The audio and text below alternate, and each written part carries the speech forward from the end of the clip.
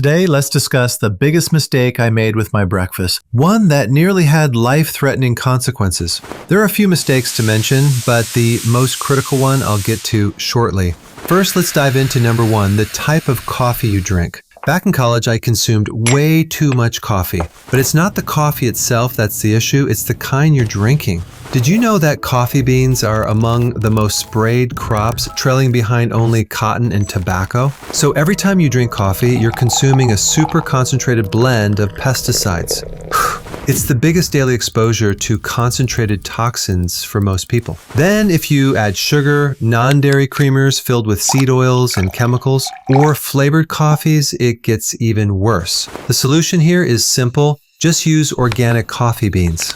Number two, orange juice. If you believe orange juice is healthy, you might be surprised to learn that it's essentially sugar water.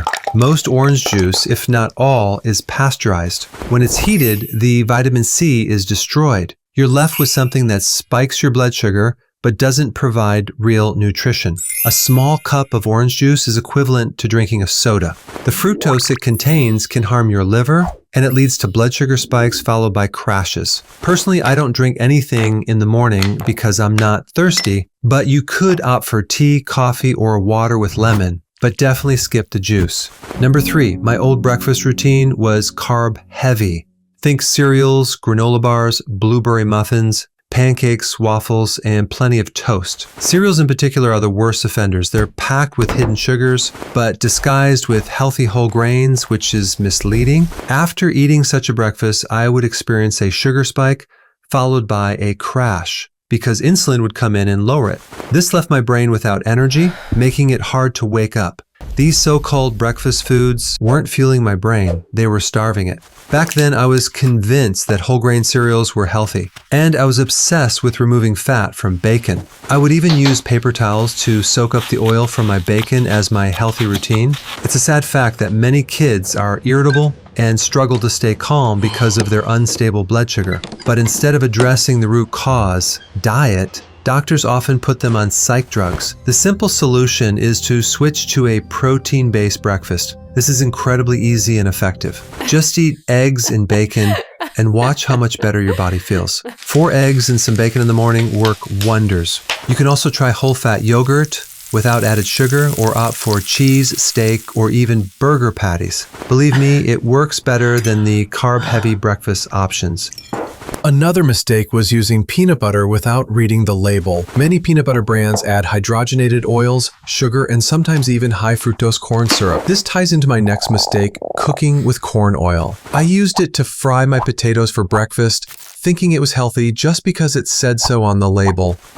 The truth is, corn oil is highly processed and you should be cooking with healthier fats like butter, olive oil, coconut oil, or lard. Seed oils should be avoided. The next mistake I made involved processed meats that contain sugar and starches. Breakfast sausage is a prime example.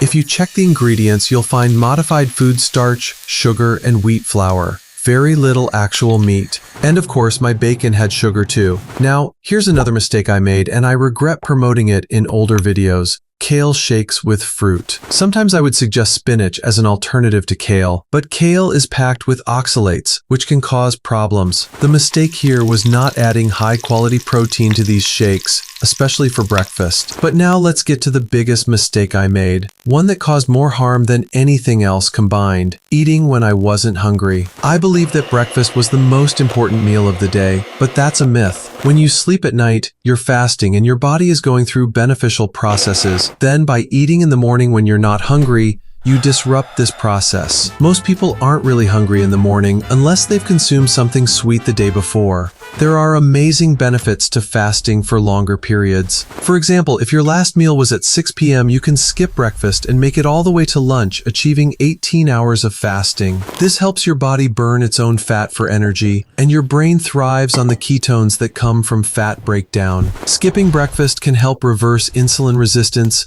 boost your mood, and curb your appetite. When I was 28, I ate all the wrong things, suffering from arthritis, brain fog, and prediabetes, and slowly gained weight. But besides that, I was doing pretty good, sarcastic, though that was sarcasm. The solution is intermittent fasting, and I've created a comprehensive guide on it that you can check out. Excited? It's a game changer.